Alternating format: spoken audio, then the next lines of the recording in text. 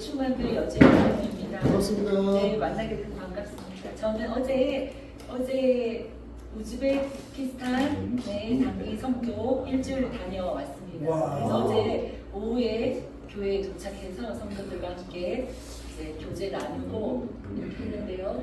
제가 했던 부분이 보니까 그 방금 설명 들으셨던 것처럼 기독교가 이렇게 흥황하기 시작하면서 일본이 가장 무서워했던 단체가 기독교였고, 근데 그 기독교를 핍박하려니 그 미국과의 관계에서 어려움이 생길 것을 예상하고 대놓고 기독교를 핍박하지는 못하는 겁니다. 그러면서 그 언론이 플레이를 하는 거죠. 막 거대한 자본을 투자해서 미국 언론이 그 한국의 사실을 모르도록 중간에 다 그것들을 처리했던 겁니다. 근데 이승만 대통령이 유학을 마치고 1년 6개월이라고 하셨죠. 1년 5개월.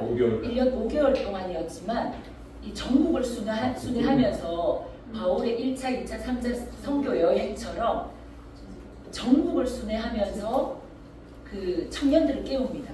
그리고 국민들을 깨웁니다. 말씀을 설교하고 또 국제법을 이야기하면서 우리 국민들이 깨어나야 된다는 것을 이야기하죠. 그때는 1910 몇 년이죠? 1910년 10년도에 들어오고 12년도에 3월 26일 자기 생일날에 떠나죠. 그러니까 1910년에 들어와서, 그러니까 1910년은 어떤 해입니까? 경술 국치가 시작되는 거죠. 그래서 나라가 가장 어두웠고 시작할 때 이승만이 유학을 마치고 와서 그가 했던 일들을 보면 정말 목회자의 심정으로 전국을 순회했던 것 같아요. 그래서 우리가 지난 시간에 공부했던 것처럼 프린스턴 신학교에서 그 박사과정을 공부할 때 국제법도 공부했지만 프린스턴 대학 그 보수적인 신학을, 청교도적인 신학을 고스란히 공부할 수 있었던 그 기회를 가지고 그는 준비가 됐던 겁니다.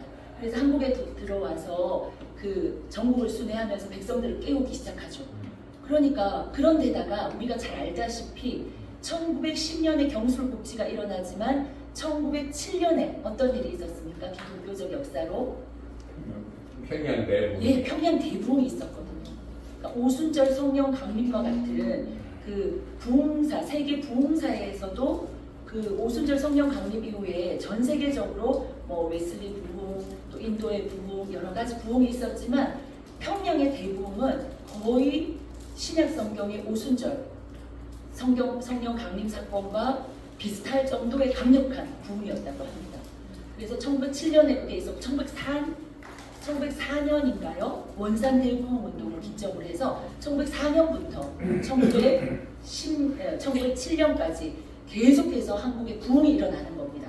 나라는 가장 어두운데 영적으로는 계속해서 부흥이 일어나는 겁니다. 그래서 지금 우리나라가 가장 어려운 시기에 교회만 깨어나면 우리나라는 희망이 있습니다. 네. 그래서 저는 어제 우리 성도님들과 송 목사님이 제가 급하게 이제 도착을 해보니까 송 목사님이 2부 순서로 성도들과 같이 묵상 나눔을 하고 있는데 그 묵상 나눔 본문이 사도행전 빌립보 감옥, 사도행전에서 빌립보 감옥, 그 빌립보의 어떤 영적으로 귀신 들린 어떤 여종을, 그래서 그 귀신 들린 걸 이용해서 계속 점쳐주는 그 여인을 해방시켜줬죠. 근데 그 주인이 돈을 더 이상 못 버니까 이 사람을 끌고 가가지고 광장으로 끌고 가서 관리들에게 고발하고, 그러니까 그 중에 보니까 이제 온 무리들이 다 일어나가지고 그 거짓말에 이 로마의 시민들을 거짓 풍습에 동조시킨다라는 그런 거짓 프레임을 씌워가지고 이 바울을 막 이렇게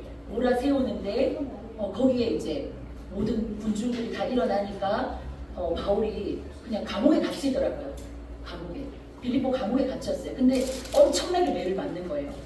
40의 강한 매. 그러니까 정말 죽도록 맞는 거죠. 죽도록 맞았어요. 거짓 모함을 맞고 감옥에 들어갔어. 근데 사도 바울이 그때 했던 게 여러분들도 잘 아시다시피 기도하고 찬양하였다고 그랬어요.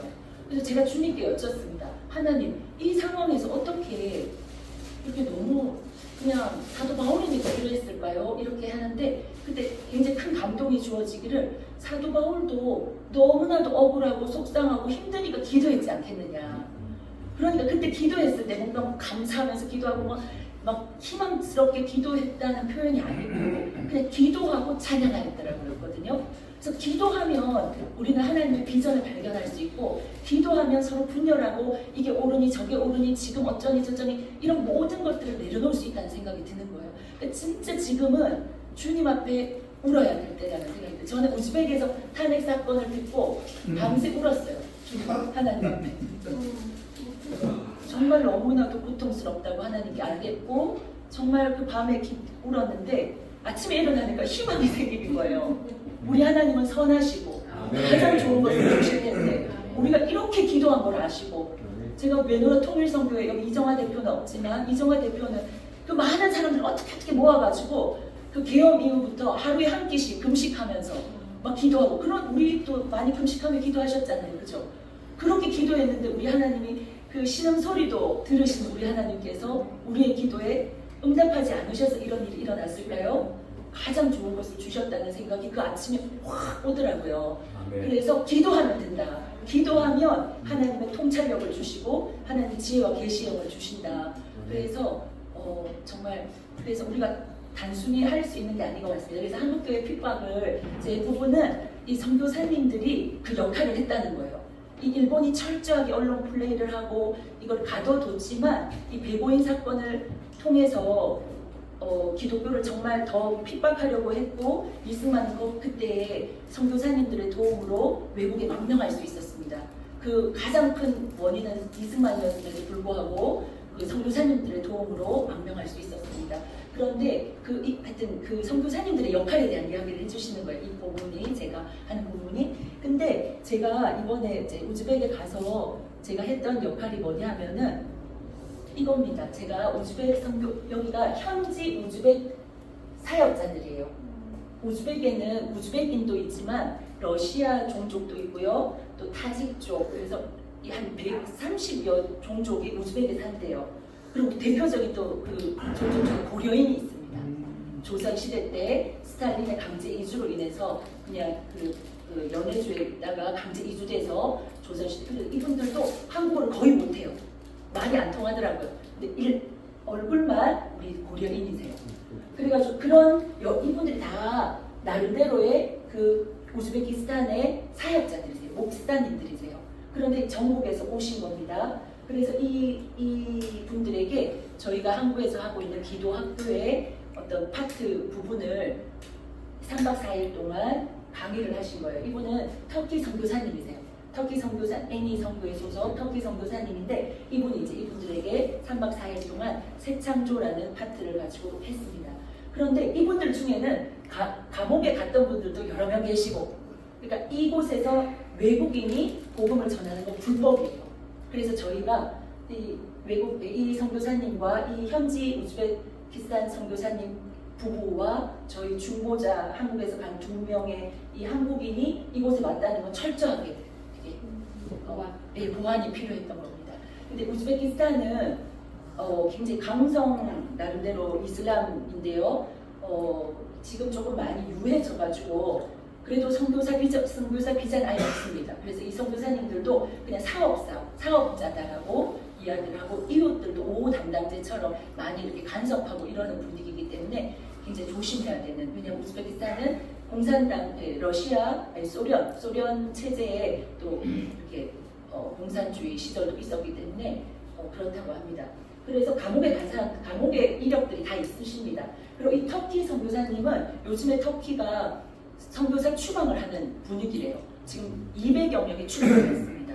그래서 근데 그 추방하는 방법이 이 선교사님들이 다른 지역에 잠깐 갔다 올 때 들어오지 못하게 하는 입국을 허가하지 않는 방법으로 쫓아낸대요. 거기에 이분이 오시고 난 뒤에 다시 터키로 들어가는 게 굉장히 큰 문제인 거예요. 그래서 우리가 이분을 위해서 굉장히 했는데 이제 잘 도착하셨답니다. 그래서 이런 이야기들을 제가 들으니까 아까 우리 이재용 국장님 말씀하신 것처럼 기독교인들은 고난을 받는 것이, 핍박을 받는 것이 너무나도 당연한 겁니다. 우리 성경에도 나오잖아요. 우리 성경에 어떤 말이 나오죠? 핍박이 당연하다고 나오죠. 너를 위하여 핍박을 받는 너희가 세상에 속하지 않으려기 때문에 어. 너희를 사랑하지 않는다. 그렇죠. 네네. 의롭게 살고자 하는 자는 반드시 핍박이 있다고 성경이, 제가 지금 성경문들이 정확하게 떠오르지 않는데요. 그렇게 말하고 있다는 걸 제가 알게 됐습니다. 그래서 네, 이분들은 그래서 이 설교를 들을 때 우리 터키 선교사님도 그 핍박 가운데서 복음을 전하고 계시기 때문에 이분들에 대한 그 열정이 그냥 그냥 강의 한번 하는 정도가 아닌 거예요. 진짜 이분들에게 강력한 어떤 불의 종이 되게 하시려고, 불의 종이 되게 하려고, 기도의 종이 되게 하고 복음을 담대하게 전하게 하여서 그들이 속한 현지로 돌아갔을 때 그 교회들을 강력하게, 가정교회도 많거든요. 가정교회가 대부분이고 등록교회라고 해서 이제 정부에 등록해놓고 하는 교회들이 있습니다. 정부에 등록한 교회는 거의 고려인 교회고 우즈베키스탄 교회들은 거의 등록교회가 아니고 가정교회예요. 가정교회. 그래서 그냥 몰래 하는 거죠. 몰래. 그런 분들에게 이 복음에 대해서 강력하게 전하기 위해서 정말 애쓰시는 선교사님을 보면서 저도 이분들을 중보할 때 그냥 중보할 수가 없었어요. 그래서 더 강력하게 중보하고 이제 돌아왔는데 이 선교사님, 이분 여기 사진에 넣었는데요. 이 우즈베키스탄 선교사님이 이 현지 목사님들을 주기적으로 1년에 두 번 이렇게 수련회를 하시는 거예요.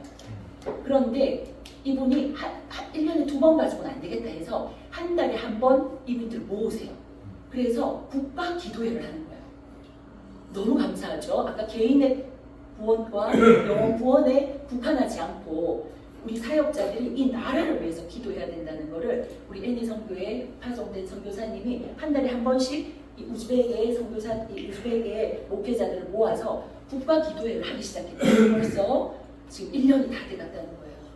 그래서 한 달에 한 번씩 모여서 국가를 위해서 기도하면서 나라가 다 바뀌어지기를, 그리고 그것에 대한 책임이 목회자에게 있다는 것을 알리고 있습니다.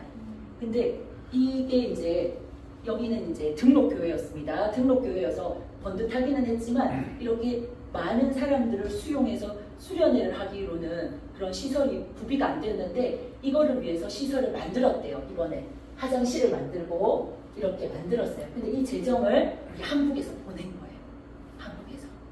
그래서 오늘 제가 이야기를 하는 이 본문에 보면은 이 선교사님들이 한국에 어떤 일을 했는지 이승만이 계속 소개하시는 거거든요. 그래서 이런 거를 우즈베키스탄 정부가 해주지 않죠.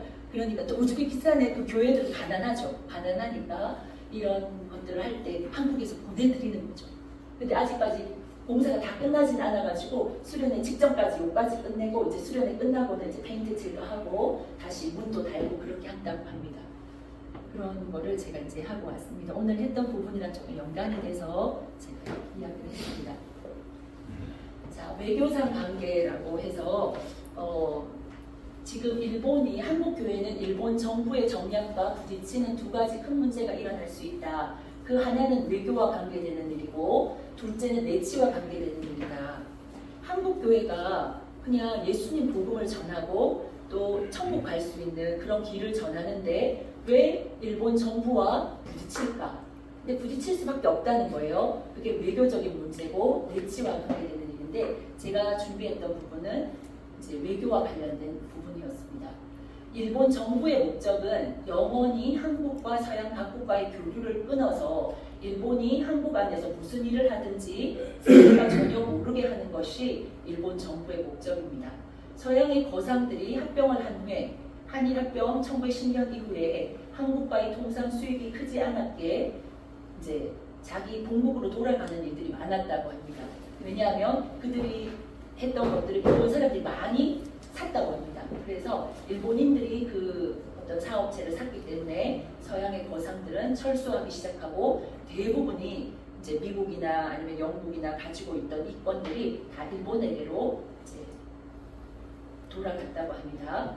그러다 보니까 한국을 다녀온 사람들이 한국에서 본 것을 만약에 외국인들이 딱 올 때에도 한국에서 본 것은 일본이 보여준 것들, 들은 것들, 일본이 들려주는 것들, 받은 것들만 알 수 있게 되는 그런 형국으로 만들었다는 거죠. 이런 나라가 지금도 있잖아요. 북한에 가면은 모든 지역을 보여주지 않고 그들이 보여주고 싶은 데만 딱 데리고 가서 우리나라가 이만큼 멋진 나라다라는 걸 보여주는 거잖아요. 철저하게 폐쇄적으로 하면서. 근데 일본이 그랬다는 거예요. 점점 더. 그래서 지금은 이 글을 쓰고 있을 때가 1913년이잖아요. 그죠? 그러니까 일본이 합병하고 난 뒤 채 3년도 안 됐는데 벌써 이 분들이 일본이 이런 좀 우리나라에 대해서 굉장히 압박하고 기독교인들을 핍박하고 있다는 것을 생각합니다. 기독교에 있어서는 이와 같지 않다. 서양인의 재정과 그런데 기독교에 있어서는 이거를 컨트롤을 할 수 없다는 겁니다. 일본이 함부로. 왜냐하면 이미 외국인들이 1885년부터 언더우드 아펜젤러를 기점으로 해서 많은 선교사님들이 왔고 여기 책에 보니까 이 1913년쯤에는 300여 명의 선교사들이 와 있다고 말씀드리더라고요. 300여 명의 선교사님들이 이곳에 와서 학교와 병원을 세우고 그러다 보니까 서양인의 재정과 서양인의 인력으로 설립한 것이 하루아침에 이 3년 동안 이 기독교인들이 일본이 핍박한다고 해서 이 단번에 무너질 수는 없다. 그러니까 1885년부터 지금 1913년까지니까 한 28년에서 26년, 28년 사이죠. 그죠? 그러니까 외국 선교사들은 이미 30여 년 전부터 들어왔고 지금 일본이 핍박하기 시작한 것은 3년이 됐다는 거예요. 그런데 그래서 10년, 20년 내로 철수할 리도 없는 것이며 그 교회가 있을 때까지 서양의 예수 믿는 모든 나라들과 소통하는 문을 막을 수는 없을 것이다. 라고 이제 이승만이 핍박하지만 그게 단번에 잘 되진 않을 거다 이렇게 말하는 거예요. 그래서 선교사들이 한국의 이익을 구하러 온 것이 아니고 예전에는 이런 생각을 했죠. 이 서양 사람들은 우리나라에 대해서 뭔가 경제적인 착취를 하려고 한다. 그리고 우리나라에 대해서 뭔가 부정적인 행동을 하려고 한다라고 생각했기 때문에 흥선대원군 같은 사람은 세국 정책을 폈죠. 근데 이 30년을 지켜보니까 나중에 고종도 거의 선교사들에 의해서 선교사들은 굉장히 전적으로 의지한 걸 알 수 있잖아요. 민비가 죽고 난 뒤에 거의 불침범을 선교사님들이 와서 섰대요. 그리고 먹는 것조차도 자기를 암살할까봐 암살 그런 위협을 느껴서 선교사님들이 가져오는 밥만 먹었다는 거예요. 그러니까 이 정부가 기독교를 신뢰하게 되고 또 그러면서 이런 선교사들이 오직 한국인들에게 영적 행복을 주려고 온 것이니 자연히 그 관계가 밀접해질 수밖에 없다라고 이야기를 하고 있습니다.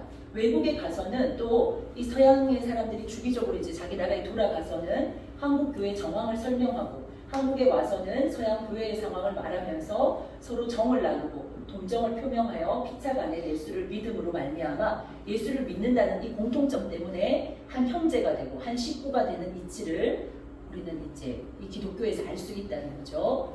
이 일본은 그러니까 일본이 침범할 수 없는 이 선교사를 통해서 이 외국의 성도들과 우리 한국의 성도들이 형제가 되고 식구가 되는 이런 거를 이제 말하고 계십니다.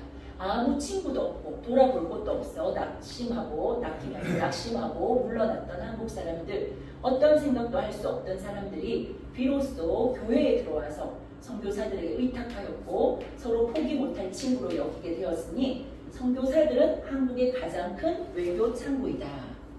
너무나도 우리 이승만 대통령이 이 교회가 외교 창구가 된다.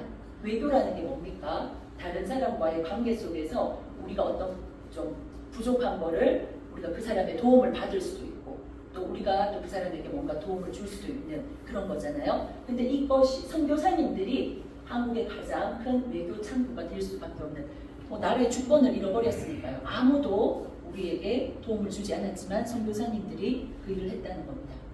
일반 세계 여행자들은 이제 세계 여행자들 같은 경우에 중국으로 많이 여행을 간답니다. 북경이나 상해, 광동이나 만리장성이나 누박 같은 거를 가서 2,3천년 된 고적들을 구경하죠.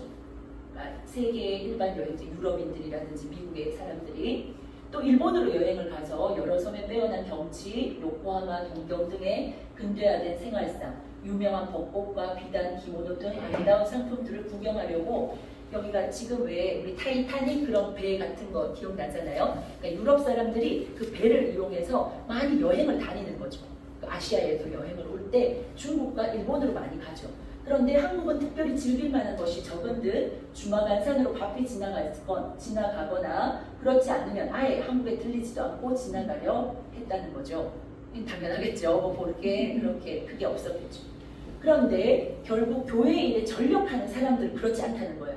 한국 선교사들의 연설을 듣거나 선교 여행자들의 말이나 글을 통해 한국 기독교의 지나온 역사를 알게 된 후에는 그러니까 선교 여행자들이 한국에서 이런 일이 있었다. 1904년에 원산 대부흥 운동을 통해서 또 10년에 평양 대부흥 운동을 통해서 지금 이 한국의 이 조선이라는 나라에 예수를 믿는 일들이 폭발적으로 일어나고 있다. 이것들이 외국에 전해질 때 이것들을 알게 될 때 한국이라는 나라는 정말 신기한 곳이구나 여기게 된다는 거죠. 그리고 미국 선교사들이 들어간 지 30년이 채 되지 못했음에도 불구하고 이렇게 교회 사역이 이렇게 폭발적으로 부흥하게 되는 이유에 대해서 이제 사람들이 관심을 가지게 된다는 거예요. 그래서 막 어떤 교회는 그냥 주일도 아닌 수요일 예배인데도 남녀 교인이 평균 1000여 명씩 모인다고 하며 하나님을 섬기는 열성과 기도하는 열심이 얼마나 간절한지가 계속해서 선교사님들을 통해서 그 미국이나 호주나 영국에 알려지게 됐겠죠. 300여 명의 선교사님들이 계셨다니까요.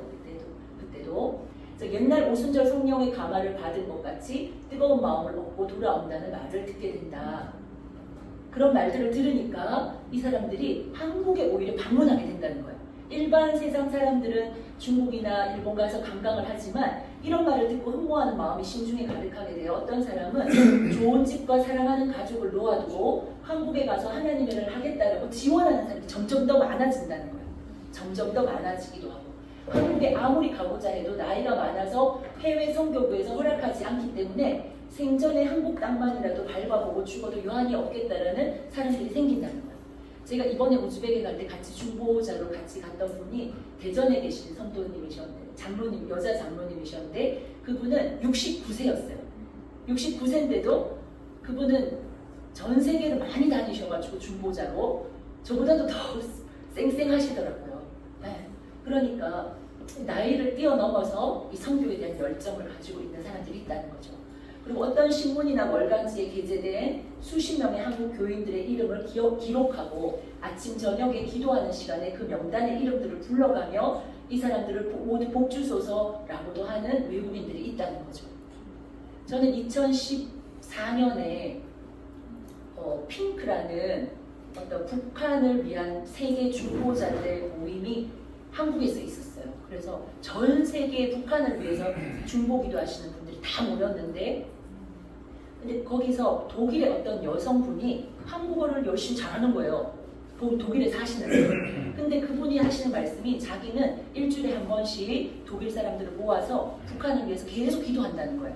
그리고 통일이 되면 북한에 가서 교회를 또 개척할 거기 때문에 지금 한국어를 배우고 있다고 하시더라고요. 그때 제가 2014년이었는데 엄청나게 부끄러웠어요. 야, 내가 일주일에 한 번 북한을 위해서 기도하나? 이런 생각을 했습니다. 근데 그 독일의 어떤 여성분은 일주일에 한 번씩 많은 독일 분들을 모아서 북한을 위해서 기도한다는 거예요. 그래서 우리가 이럴 때도 그러셨겠죠. 이 조선이 일본의 압제 가운데 고통하고 있다. 이런 거를 들었던 사람들이 이 사람들을 위해서 막 이름을 적어놓고 기록하고 기도했다는 거예요. 근데 저도 이번에 갔다 오고 이분들을 위해서 계속 기도해야 되겠다는 생각이 좀 자연스럽게 들거든요. 우즈벡의 그 현지 사역자를 위해서. 그래서 은근히 한국을 위해 돈을 보내는 것 또한 적지 않다. 그래서 1900년에 미국의 오하이의 사업가 세브란스 이분이 에비슨 선교사의 요청으로 거액을 보냈죠. 그래서 그 세브란스가 보낸 거액의 돈으로 뭘 했습니까? 세브란스 병원을 세웠죠. 네, 그래서 지금도 우리나라의 최고의 병원 중에 하나인 연세대 세브란스 병원 있잖아요. 그래서 이 에비슨 선교사님이 그 제주원의 그 광해원의 그 초대 몇 대 원장님으로 계실 때 더 큰 병원을 위해서 이렇게 또 세브란스에게 돈을 받아서 그렇게 했던 걸로 압니다.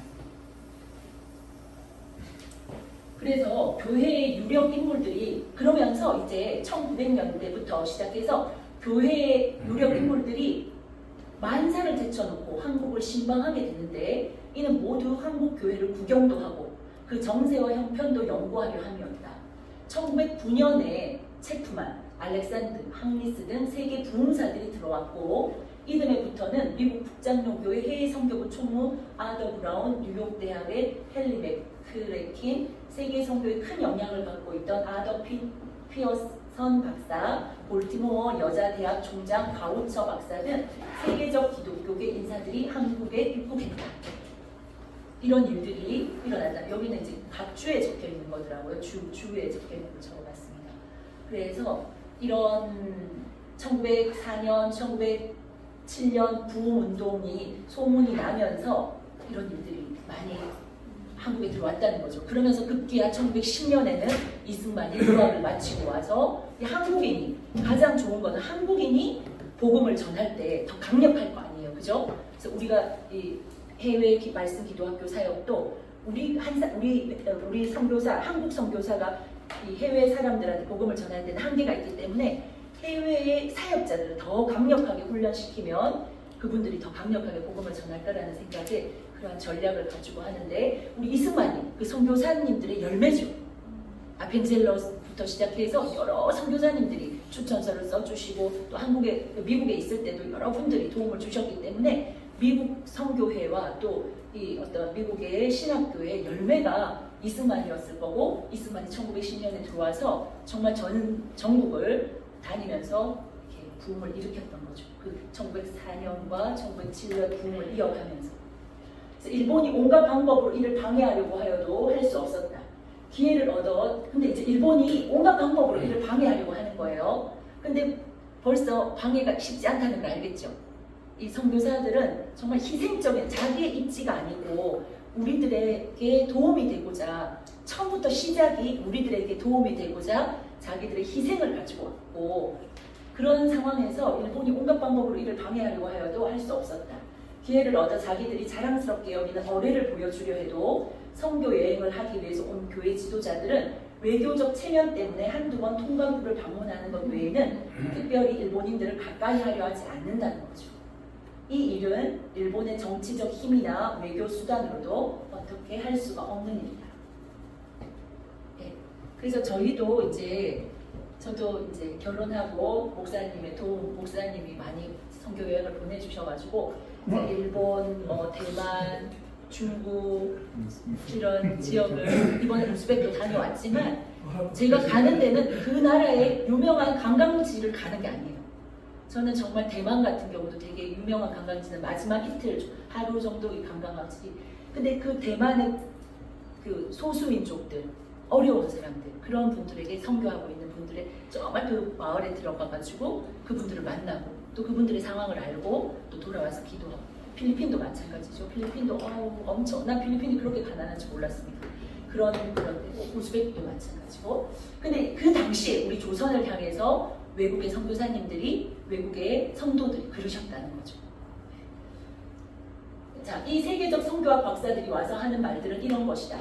한국인들이 자기 나라를 잃고 남의 나라의 속박 중에서 현재 모든 곤란을 당하지만 하나님이 특별히 한국 사람들을 택하셔서 세상에 빛나는 일들을 할 수 있게 하셨으니 아직 때가 이르지 않았지만 환난을 인내하며 일본으로부터 압제받고 있는 이 환난을 인내하며 부지런히 일하면 자연히 무궁한 복락을 누릴 날이 있을 것이라고 이 외국에서 오셨던 방문객들이 이렇게 막 말해준다는 거예요. 성도들에게.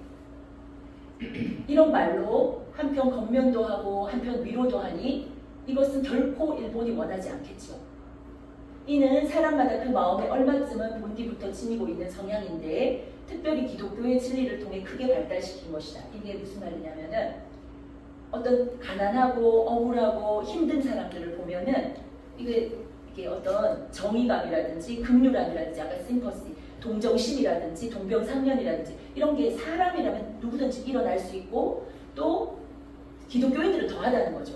왜냐하면 그래서 정치적인 힘을 믿고 정의를 저버리는 인물들을 물리치려고 하는 게 사람의 본성이라는 거예요.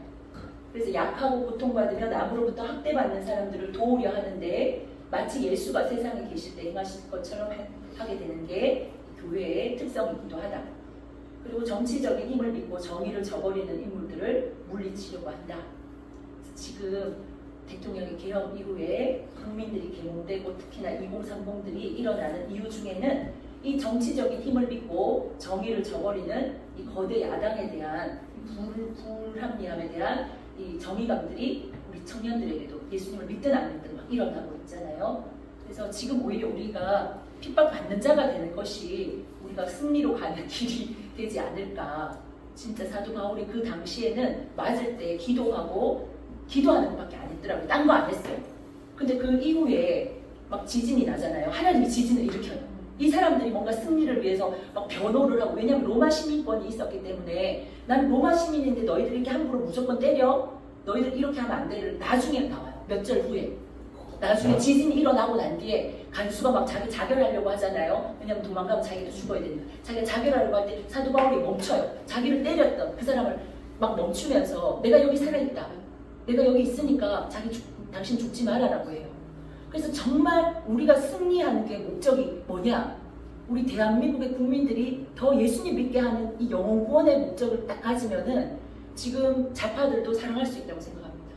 좌파들도 몰라서 그러니까 간수도 몰라서 막 사도 바울 때리고 모함하고 그랬잖아요. 근데 우리가 저 큰 목적을 가지고 좌파를 이길 수 있는 거는 진짜 우리가 하나님께서 심판해 줄 거를 믿고 그들의 영혼이 구원받기를, 그들이 심판받아야지 회개할 거니까 하나님 심판해 줄 거를 기도하고 우리 그들의 영혼을 긍휼히 여기고, 그러니까 그렇게 해야 될 거라고 생각합니다. 그래서 하나님이 지진을 일으켰어요. 그래서 간수도 구원받고 나중에는 그래서 갑자기 역전이 되더라고요. 그래서 이 관리들이 이 간수 보고 이 사람들 풀어줘라 이렇게 됐어요. 근데 사도 바울이 좋습니다 하고 딱 가지 않아요.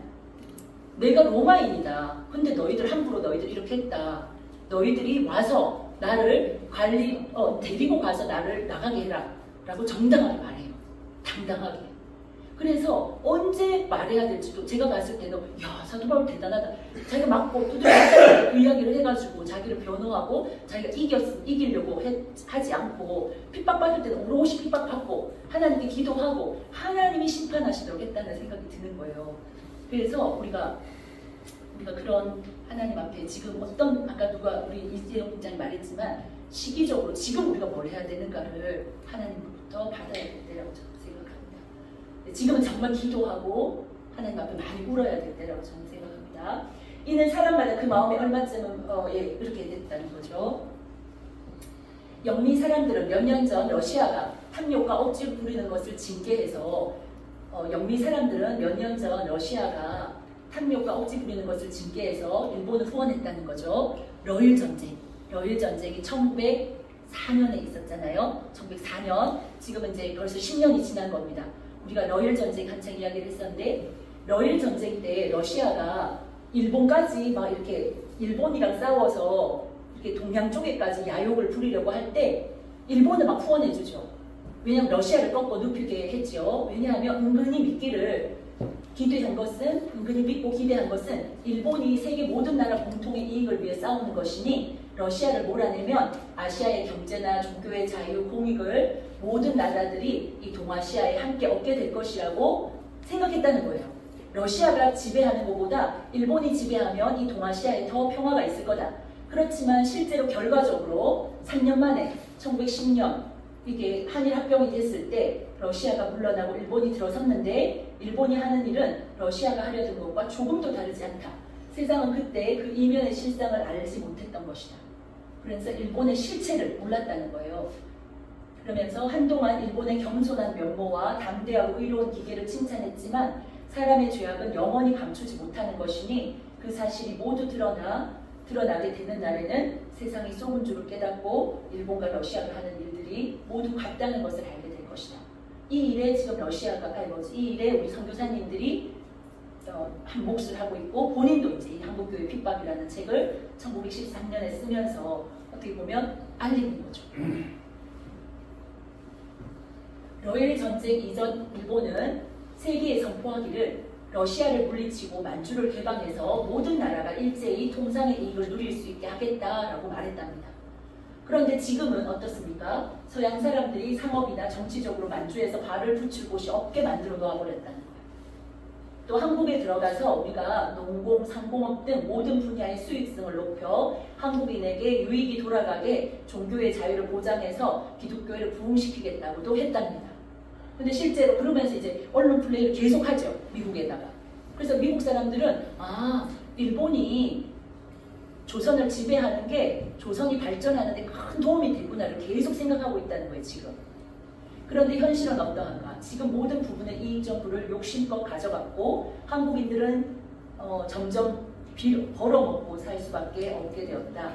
빌어먹고라고 되었죠. 네, 잘못 썼습니다. 빌어먹고 살 수 없게 되었다. 러시아 사람들과 다르게 기독교회를 불지르며 기독교인들을 살해하는 이 같은 것은 감히 못하지만 속으로는 교회를 반대하고 유지할 수 없게 만들려고 일본인들은 고위직과 하위직 관리들은 물론이고 일반인들까지 한마음으로 힘쓰고 있다. 근데 제가 궁금한 거는 러시아 사람들과 다르게 기독교회를 불지르며 기독교인들을 살해하는 이 같은 것은 감히 못한다. 이 말은 러시아 사람들은 기독교회를 불지르고 기독교인들을 살해하는 행위를 했다는 거네요. 그렇게 많이 했잖아요. 근데 이거는 공산주의 와서 그랬던 거 아닐까요? 아니에요? 그 전부터? 전부터 다 그래요. 네. 근데 러시아는 지금 정교회예요. 만주에서 우리 천일 전기 읽을 때도 거기 나오잖아요. 만주에서 그 의화단 사건이 있어. 독립정신에도 거기 나오지 않습니까? 의화단 사건을 이렇게 해가지고 네. 러시아는 자기들이 이제 의화단들이 자기들을 공격하고 그리고 여기도 내용이 또 나오지 않습니까? 군함을 쳤다고 그렇게 하면서 이제 18만 명의 군인들을 데려와가지고 박살을 내버리잖아요. 중국인들을 어린아이 엄마가 그 숲속에다가 그 어린아이를 숨겨놨는데 울어가지고 그걸 발견해가지고 죽창을 아이에 꽂고 이렇게 막 들고. 근데 의화단 사건은 중국인들이 기독교인들을 다 죽이는 거였잖아요. 특히 외국인들, 기독교인들을. 그랬을 때 이제 그거에 대해서 외국인들이 다 연합해가지고 중국에 와서 중국인을 죽이는 거였어요. 그래서 중국인을 다 죽였잖아요. 기독교인을 비판 그 사례를 물으시는 거잖아요. 그렇죠. 그거 반대되는 거 아니에요? 꼭 그렇지는 않아요. 러시아인들이 일반적으로 그렇다는 지금 이제 러시아인의 잔인성을 말씀하시는 것 같은데, 그렇지. 러시아인의 그렇게. 잔인성을. 근데 저도 기독교인 그 케이스는 모르는데 포그름이라 그래가지고 유대인들을 학살했어요. 예. 그러니까 어떤 특성을 가진 그런 집단을 그 학살하는 그런 형태들은 여러 형태가 있었던 것 같아요. 유대인들은 확실히 엄청 많이 죽었거든요. 그때. 네. 거기 아우슈비츠에서 죽인 정도는 아니더라도 네. 굉장히 많이 죽었어요. 러시아 사람들이 잔인하다, 그렇죠? 네. 잔인하게 사람들을 죽여. 저는 이제 러시아도 정교회였기 때문에 그들이 지배를 할 때 종교인들을 이렇게 전교는 했을까? 불교잖아요. 또 그러니까 네. 또 기독교하고 또 다른 겁니다. 예. 네. 푸틴도 전교 성도라고 하잖아요. 네. 러시아 사람들과 그러면 러시아 사람들은 대놓고 기독교회를 불지르고 기독교인들을 살해했고 일본은 그렇게는 하진 않는다는 거예요 지금. 그러니까 미국의 선교사들이라든지 외국의 선교사들 눈치를 보면서 감히 못하지만 속으로는 교회를 반대하고 유지할 수 없게 만들려고 일본인들은 고위직이든지 하위직이든지 관리들은 물론이고 일반인들까지도 교회에 대한 어떤 반발을 계속 힘쓰고 있다는 것을 말하고 있습니다. 이 같은 실상을 세계 사람들이 어떻게 영원히 모를 수 있겠는가? 이렇게 하면 세계 사람들은 일본의 행위를 의심하여 일본의 내심을 살피려는 때가 점점 더 생길 것인데 이 어찌 사람의 힘으로 막을 수 있겠는가? 지금도 이 말이 굉장히 저희에게 소망이 되는데요. 더구나 기독교 선교 여행자들은 산청 경계를 구경하는 일반 사람들과 달라서 곳곳의 정치, 종교, 사회상 등 모든 형편을 있는 그대로 살피고 확인해서 세계의 흐름과 비교하고 정의가 막힘없이 흘러 윤리사상이 발전되는 것을 자신들의 사명으로 삼기 때문입니다. 여러분들처럼 다 우리 모두가 국가에서 월급 안 줘도 우리는 국가를 위해서 열심히 일합니다. 한국의 내정을 연구해서 전 세계에 전파하는 사람들이 바로 이 사람들인 것입니다. 그래서 한국의 내정을 연구해서 세계에 전파하는 사람들이 바로 이 사람, 선교사님들. 사람은 동양에 가서 얼마 안 있으면 한국 교회가 나날이 부흥함과 일본 관리들이 교회 일을 방해하는 정황을 낱낱이 알게 되어서 돌아가서는 일본이 기독교를 반대하지만 한국은 얼마 지나지 않아 기독교 국가가 될 것이다 라는 말을 하게 된다라고 말씀하고 있습니다. 네, 이게 끝이네요. 네. 네, 그래서 요 뒤에 제가 조금 덜 했습니다. 여러분들이 책을 다 읽었습니다. 읽었으십니까? 아, 그럼 제가 뒤에 이거 다 못했는데 아까 전에 우리 서천 지역에 이 선천. 어? 진짜. 선천 선천. 선천 맞죠? 서천이 아니고 선천 지역에서 그 데라우치 그 총독을 살해하려는 음모가 있다 그래가지고 기독교인들을 다 잡아들였잖아요. 근데 보니까 일본과 한국을 비교해서 설명해놨어요. 일본의 인구 8,000명 정도 되는 도시가 있다고 치면 그 도시에는 기독교를 잘 믿는 곳이라 할지라도 그 곳의 신자는 불과 200명밖에 안 된답니다. 예배당도 조금 하답니다. 사찰과 신당은 굉장히 크지요. 교회 다니는 사람들은 적고 불교와 신도에 참여하는 사람 매우 많습니다. 근데 작은 도시인 선천이 우리 저기 북쪽과 서북 청년단이 이렇게 시작된 보루 쪽이잖아요. 작은 도시인 선천이 8,000명 정도의 인구가 있답니다. 그런데 기독교인이 몇 명인 줄 아세요? 4,000명. 야, 그러니까 북쪽의 평양 대부흥 운동을 통해서 이승만의 또 이렇게 순회를 통해서 기독교인이 얼마나 많아졌는지, 그리고 진짜 전 세계 특히나 미국의 선교사들이 왜 주목했는지 아시겠죠? 이런 일들이 일어나는, 지금 인도라든지 지금 저기 이란이라든지 막 부흥이 일어난다고 하거든요. 네, 그래서 하나님이 역사하시면 가장 강력한 핍박을 받는 그 나라에서 부흥이 일어날 수 있다는 거예요. 4,000명 이상이고 가장 큰 집이 예배당과 학교고 그 도시에서 가장 큰 집이 예배당이었대요. 부근의 촌락도 거의 기독교인들로 이루어진 동네이다. 주일이면 평균 1,200명에서 1,500명 되는 교인들이 2, 3부로 모여 예배를 드릴 수 있으며 제가 너무 부끄러웠어요. 빨리 전도해서 우리도 이렇게 해야 되는데 수요 기도회에 참여하는 남녀 교회는 700명에서 1,000명 정도가 된다. 선천보다 더 큰 평양 같은 대도시는 그 규모가 더욱 굉장하니 이는 영국이나 미국의 교회가 부러워할 일이고 본받아야 할 일이다. 이렇게 말씀하셨습니다. 그래서 다만 한국 교인들의 독실한 신앙을 알게 해서 자기네 청년들에게 권면하기 위해서 또 이렇게 예로부터 기독교는 핍박을 받는 중에 뿌리를 내리고 기독교 문명을 발달시켰기 때문에 핍박을 받으며 예수를 따르는 자가 참 기독교인이라고 인증하였다. 이렇게 말씀하셨습니다. 그래서 하나님께서 한국을 특별히 택하시고 동양의 기독교 문명의 기초를 놓게 하신 이유로 해서 교인들은 벌써 제주도와 북한도 만주, 해삼이가 이제 블라디보스톡 같은 등지와 연해주 같은 국경까지 선교사를 파송하고 힘껏 전도하고 있다. 네. 그래서 우리가 이때를 맞아 교회 일에만 전력하면 한국은 일본과 천국을 모두 기독교로 인도할 것이다 라고 하면서 간혹 일본이 교화를 어떤 핍박하는 정황을 비밀리에 전하기도 했다고 합니다. 그래서 수십 년 전에 선교사들이 동양으로 와서 선교를 시작할 때 자기 나라에서도 반대하는 사람들이 많았는데 이 사람들은 동양인들이 예수를 믿겠다고 하는 것이 모두 밥이나 얻어먹으려고 밥이나 얻어먹으려고 오는 자들이지 실상은 기독교인이 아니야. 그 사람들 다 그냥 너무 가난하니까 선교사들이 밥 주니까 그냥 오는 거야 라고 동양인의 선교를 비관적으로 봤던 사람들이 있답니다. 그런데 따라서 지금 이러한 사실들을 증거로 가져다가 비판했던 사람들의 주장을 막으려 한다. 서양교회의 신문, 잡지 등의 이런 류의 논쟁이 가끔 제기되기 때문이다.